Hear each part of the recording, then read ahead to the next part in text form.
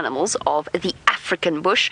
Now, we are here in a place called Djuma Private Game Reserve, which is in the Greater Kruger National Park area of South Africa. So where you are, it is the morning. Where we are, it is a hot afternoon. It is 4 o'clock in the afternoon, to be precise, right up in the top northeastern corner of this beautiful country. For our regular viewers, please still send through your questions on hashtag Safari Live on Twitter, or email through to questions@wildearth.tv. For now, we are going to be focusing on the questions from all of the schools, but we will be taking your questions a little bit later. So kids, I hope you are all excited. Remember, what you're seeing is happening right here and right now. It's hot. It is 94 degrees Fahrenheit. And although there's some clouds sweeping across the sky, it has been bright and sunny all day. And on afternoons like this afternoon, generally the cats like to go and sleep in the shade. Just like Eggsy and myself. That's why we're sitting so far away. Because there is a nice big tree that is providing us with some nice cool shade. So this is Xongile and Hosana, the two little leopard cubs, but they're going to be snoozing for now. But fortunately, it's not just myself out here. There is a very special lady who would like to say hello, and her name is Taylor. Our wonderful cats are doing absolutely fine. They are enjoying their patch of shade, so much so that despite the fact that it is nice and shady where Eggsy and myself are sitting, I don't think that we should stay here. I think we should move a little bit so that we can get a slightly better view, maybe even perhaps see their faces. I think would be ideal since they're lying in this thick grass. Let's go forward a little bit. All right, Eggsy, we shall brave the elemental force of the sun. Madison, welcome to your live safari drive. Madison, you want to know, sorry, little cub. You want to know how old they are. Madison, they turned a year old on the 2nd of February this year. So they're just over a year old. Hello, little boy. Look at you. You look so comfortable with your paws in the air. There we go. That is the little male cub. His name is Hosana, which means the little chief. And he's certainly growing into his name. He's getting very, very big. He's much, much bigger than his sister, who is exactly the same age. You can see those massive feet of his. There is the beautiful sister. Her name is Xongile, which means the beautiful one. And while she's curled up on the grass looking like that, she certainly is very, very gorgeous to look at. So these are one of our top predators out here, and they hunt by sneaking forward and ambushing their prey. So that's why they're spotted like they are, because it helps to camouflage them. Now, Lena, you want to know what the leopards will prey upon. Lena, anything from usually an antelope will be their standard diet, antelope, warthog, but they are opportunistic killers, so sometimes even a big leopard will kill something small like a scrub hare, or a small, that's basically like a smallish rabbit, it's a hare.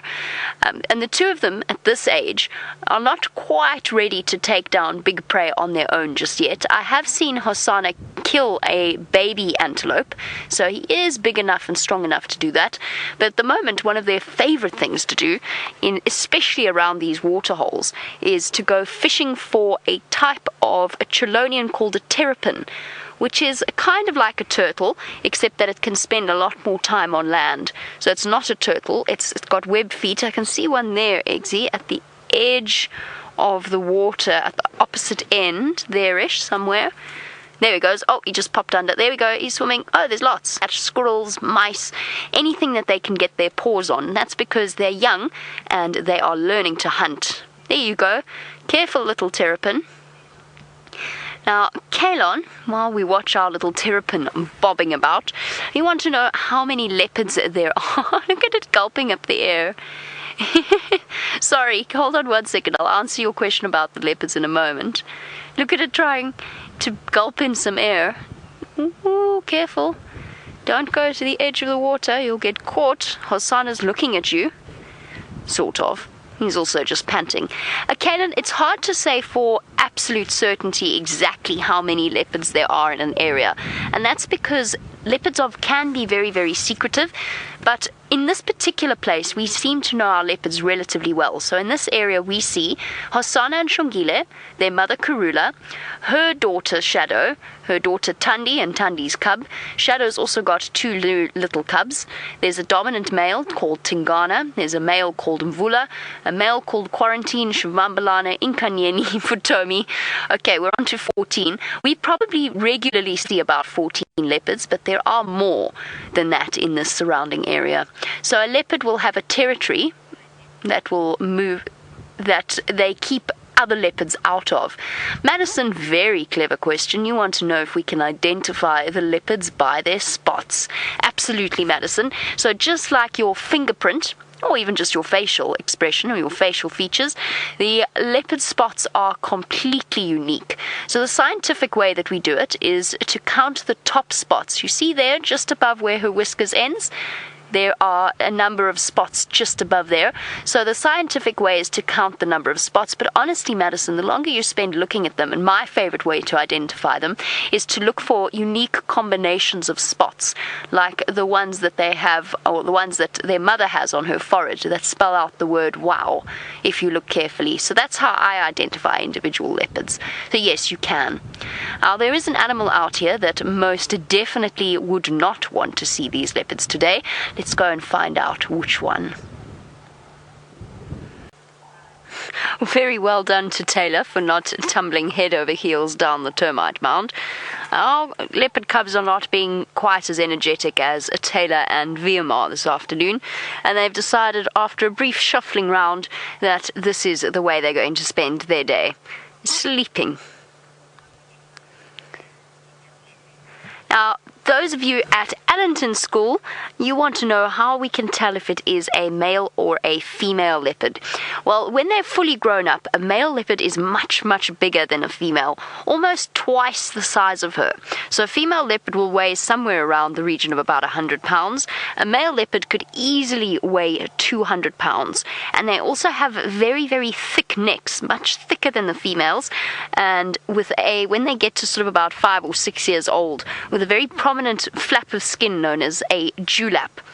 The other way, of course, is the normal way when you tell differences between male and female mammal species, and that is to have a look under their tails, which he has very politely placed behind the grass over there. But on the male leopards, you can actually see their testicles under the tail. So that's another way that you can tell the difference between males and females.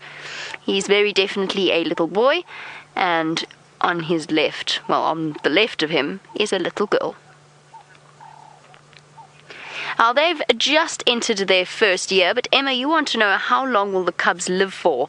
Emma, they could live potentially up to about, particularly for females, you could be looking at about 16, even 17, some record cases, even 18 years old in the wild. Generally, with our big cats, the females tend to live slightly longer than the males, just because that tends to be the way in which things work. The males lead very, very tough, brutal lives, so they tend to live a slightly shorter one. So for Hosana, probably about 13 or 14, maybe longer if he gets lucky. And he's actually getting to the most dangerous stage of his life, which will be the point at which he has to leave his mother, leave her territory, and leave the territory of his father, and go off in search of a territory of his own. And of course, no other male leopard likes competition, so he's at great risk. Mania, you want to know what type of leopard this is? Mania, it's just a normal bog standard leopard. That this is the only type of leopard that we get here in South Africa, and in fact through most of Africa. It's the same species that you would see, or it's the same type of leopard that you would see in Asia and India.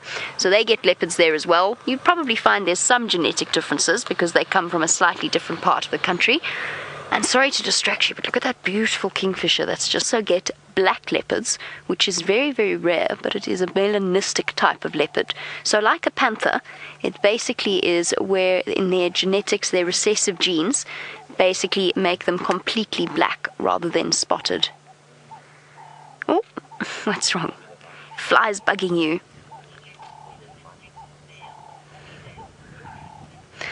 And a question coming through from Tristan.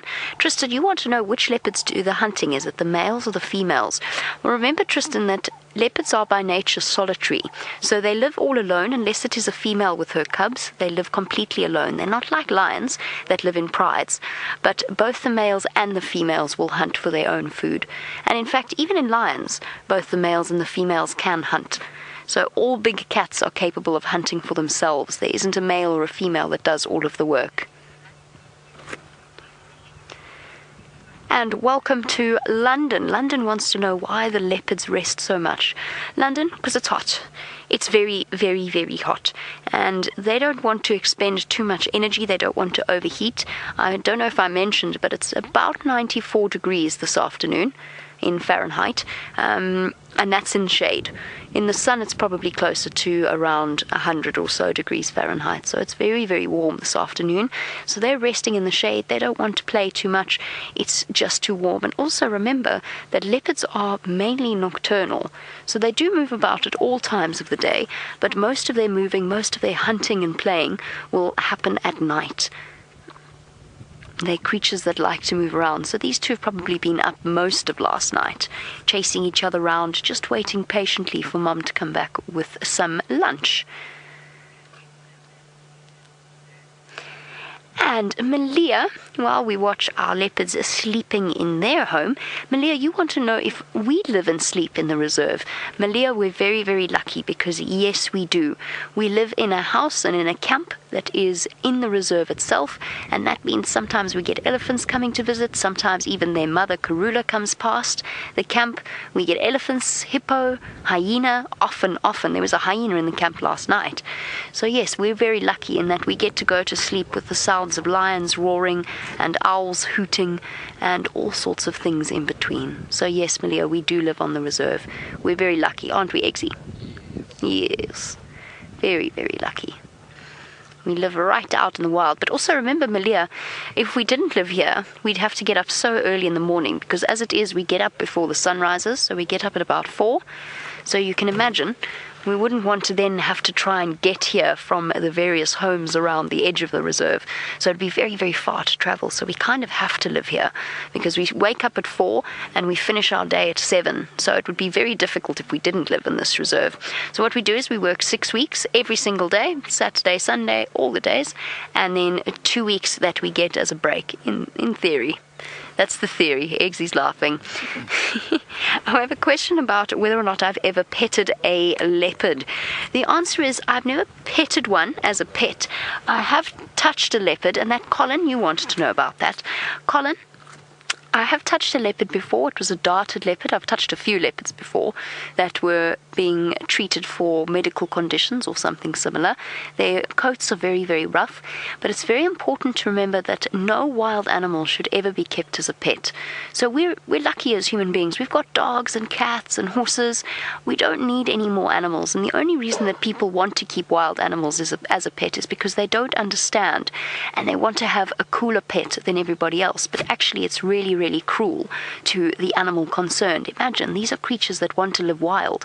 They don't want to live with human beings, and because they come from the wild, they don't understand the rules, which means that they can hurt somebody, and it's not their fault. They are completely wild. Leopard are very, very strong creatures, so they're definitely not meant to be kept as a pet. And I certainly wouldn't want to touch these ones because even at a year old, they could do some serious injury. They've got sharp claws and sharp teeth, and there's no way, as comfortable as they are with us, that they would ever let us touch them, and no way that we would ever want to. It's because we simply respect them too much to want to go and stroke their heads. It would scare them. So yes, I have touched a leopard before, though. Their fur's a lot rougher than you expect it to be. They look so soft. The fur on their bellies is very soft, though. Eggsy and I are probably going to leave our sleepy leopards for now and come back a bit later. Let's go and find out what James plans on doing with his afternoon. The royal family completed, because look who has just arrived and come to fetch her 2 cubs. Karula once again proving what a fantastic mum she is. Also, She looks smaller than Hosana now. There's Karula on the right, there's Hosana. Okay, not quite. He's still got an inch or two to grow before he's her size, but it's close. There's little Xongile trotting along behind him. It was so funny earlier. She fell out of a tree and Hosana pulled her out. She was trying to dangle and reclaim her dignity, and he just went for her and pulled her out of the tree. It was utterly, utterly beguiling. Okay, you lot, let's catch up. I got a little bit caught up and thrown behind because I had to collect a pile of Hosana's scat. It was in the middle of the road, so finally we've got both cubs. I got a nasty surprise because I thought that this vial was empty. It wasn't. So hence why it is now in a Ziploc bag.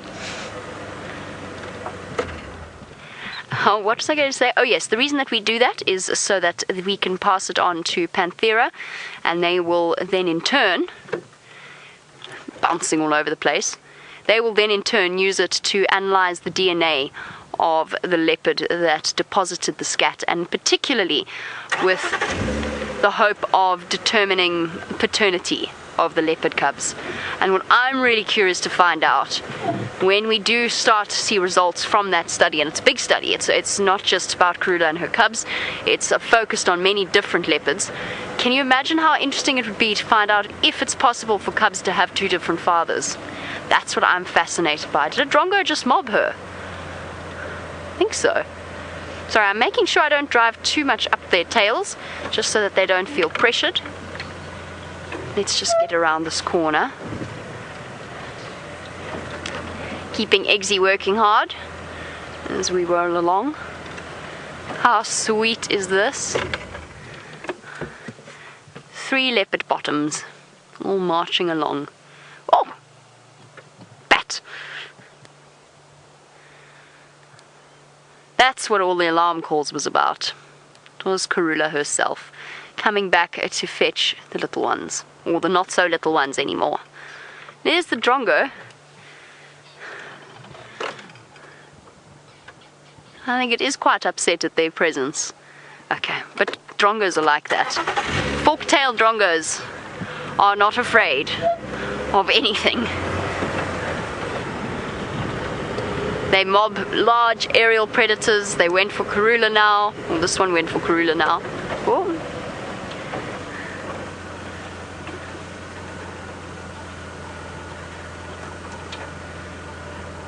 And I'm sure those impalas spotted Karula. I wonder where she is on her way to now.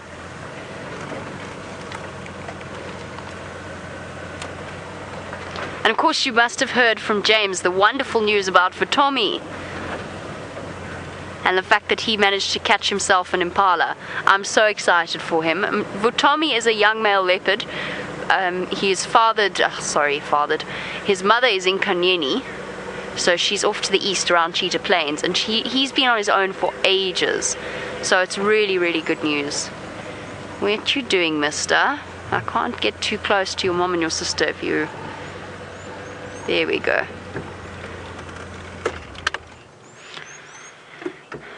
Our Painted Wolf, lovely name by the way, Painted Wolf.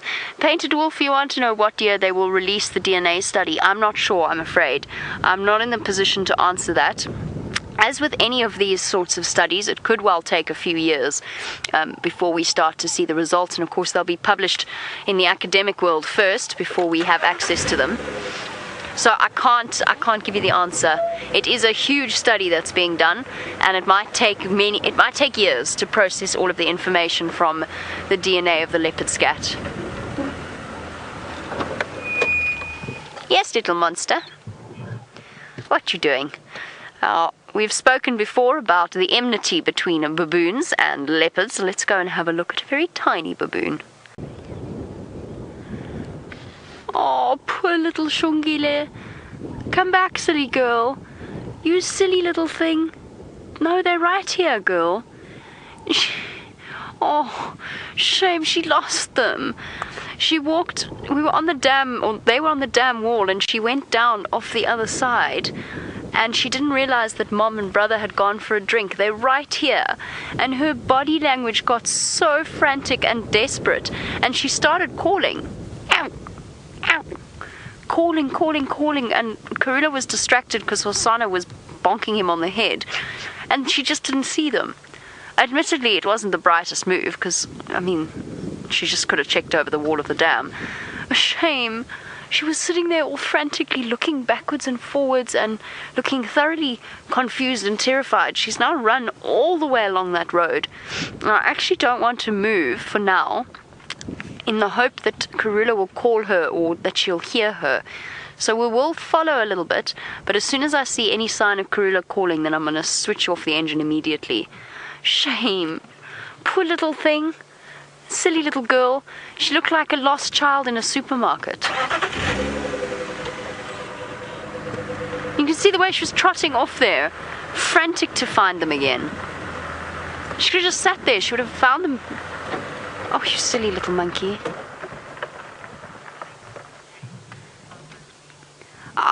We have a special Valentine's Day surprise for you. Let's go to James. Oh, everybody can breathe a sigh of relief. Xongile found her mummy once more. The panic is over. She tried to affect a completely unconcerned air. Now she's doing it again. Silly little thing. She tried to affect a completely unconcerned air, but you could see she was frightened for a little bit. Not frightened. I mean, it must happen regularly. She was disconcerted. What? Karula? What are you doing? Scent marking. Oh, that's not Karula. That's her little boy. So where's Karula gone? How did she do that? There's Xongile, there's Hosana, there's Karula. Don't ask me how she did that. I've always thought that Karula's got portals. I think we're on our way to a kill. That would be my I think that's a relatively sound assessment. She's come to fetch them. Come on, off you go. Catch up. Catch up. Yes, you silly thing. She was making the sweetest contact calls. Sort of a sound. That was kind of accurate, wasn't it, Eggs? Sort of. Thank you. Usually my leopard imitations are pretty awful, but that one was spot on. So we're going to try and keep with her just to where she leads us to the kill. Obviously it's starting to get a bit dark now, and if the kill is on the ground, then we'll immediately leave. We don't want to spotlight them while the kill is on the ground, because there's always the chance that it could attract hyenas, which we definitely don't want. But we are just going to try and stick with her until she gets there, just so that we know where she is tomorrow morning. Be a beautiful way to start our sunrise safari.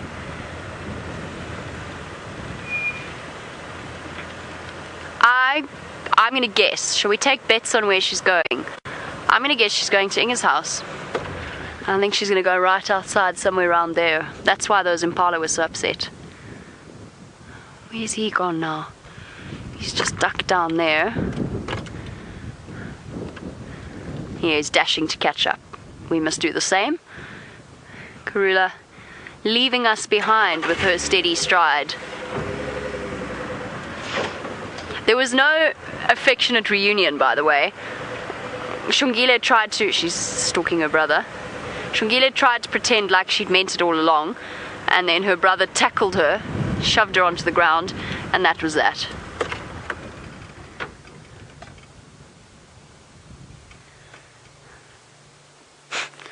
Karula just walking around them. Be gentle with her, Hosana. She's had a long, hard day. She's thin, and she's providing you with food. Lorraine, you want to know when we will be able to view Shadow's babies again? Very, very soon, Lorraine. They're at the right age. It is, whenever you have a situation like this with leopard cubs, it's always very important to be as sensitive as possible with them. So it'll probably be in the next week or so that they will be at the age, but the decision on when you can view a leopard cub is taken by the head guide of the reserve that you're on. In that case, it is not Djuma. So that will be a decision that they will make, and rightly so. They will be constantly assessing the den situation, and of course we don't want to in any way impact or sabotage Shadow's Running leopards. Where are we all running to? Oh, never mind. No panicking. So I would say it's going to be very soon, Lorraine. Watch the space.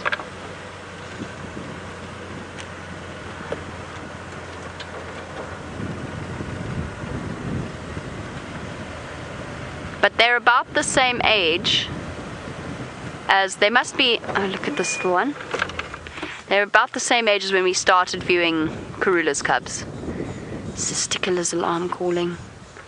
So for anybody that has missed out on the past few safaris, James got to see Shadow's brand new weeks old cubs. We think they're about, I actually think they're about 7 weeks old, close to 8 weeks old.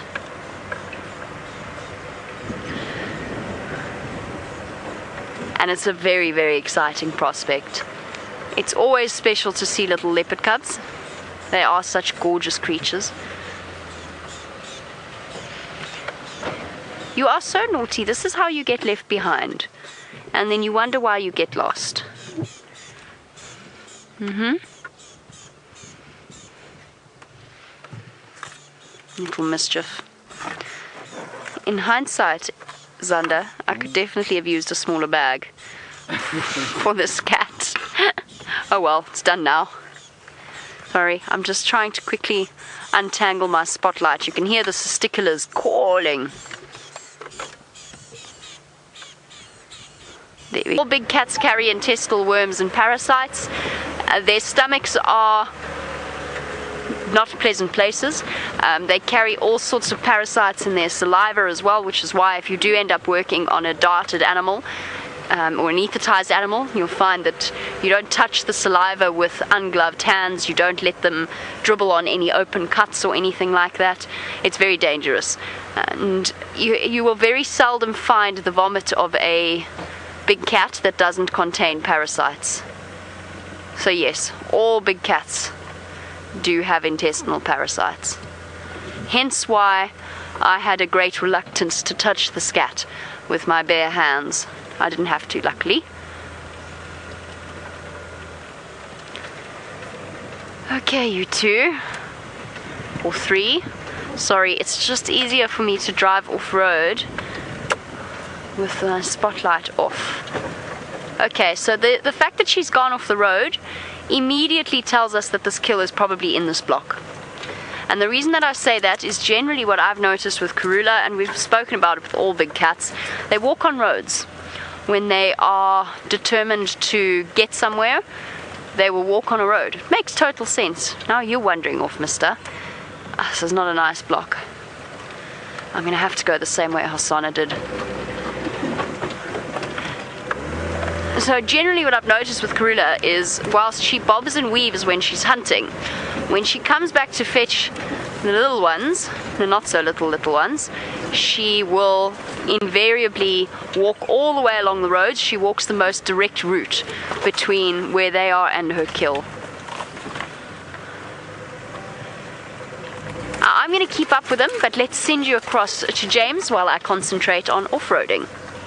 But I'm pretty sure I sprout equal amounts of nonsense at times, but thank you to James for that compliment. I have bad news. I'm really sorry I lost them. It was dark, it was thick, I couldn't see them. I didn't want to follow too closely behind because I can't see properly in the dense vegetation. And they... Whoa! Goodness, there was a hole. There we go, eggs. You still on the back there? They gave me the slip. They dashed off into some really, really thick monkey orange, and to make matters worse, it was pitted with warthog burrows and aardvark burrows, and there was just no way we could keep up with them. So I suppose this is a good place to start for tomorrow morning's sunrise safari. Hopefully she's still around. Hopefully it's quite a large kill and we can find her here. Otherwise, if we come back, it gives us a good place to start looking for tracks.